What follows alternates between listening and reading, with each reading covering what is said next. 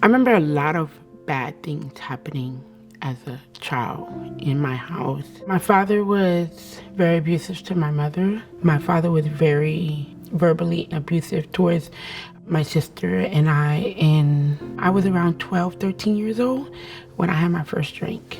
It wasn't a buzz, it was just like a nice feeling. It reminded me of being at my friend's house, and I was allowed to become myself. I grew up in a very traditional, typical Black American suburban family who didn't talk about much if they didn't understand it. And addiction was one of the things that they simply didn't understand. And it took years for me to even understand that what I grew up with just simply wasn't the norm. I thought, having relatives around and drinking too much and arguments and the things that went on were normal. Growing up as a kid, if it was resources that I could turn to, I would have used it fully. Crack was in the neighborhood so heavy. Me and all my friends that played together, all our parents got high together. We didn't get that love and stuff like that from that lifestyle. Everything was alcohol and drugs for the adults. We took care of ourselves.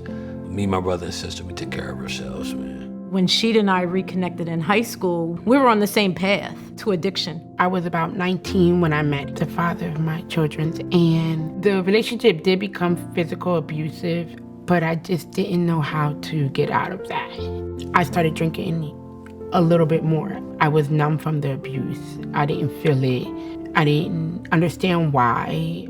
We ended up leaving to a domestic violence shelter, and it was the freedom again, where I was able to breathe. But this time I was able to breathe from not just the alcohol, but from the domestic violence. And that was really powerful for me, and kind of get myself back to being me. Talking about it helps release that hurt piece of you. Recovery for me today is beautiful because I get to help people.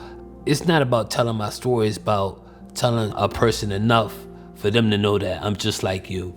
I sat in that 12-step meeting and I ugly cried, and people were handing me tissues and giving me water because I realized this is what was wrong with me.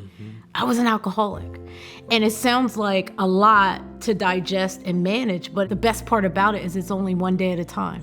So for today, I'm not drinking. For today, he's not using, and we're sober, and we're here, and we're trying to give back. That's our basic recipe that we have for people like us, just for the day.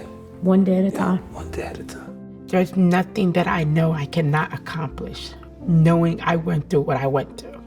And because of what I went through, I am who I am right now. My past is my past, and that's where I want to leave it, because my future is my blessing. Siempre hay ayuda para salir.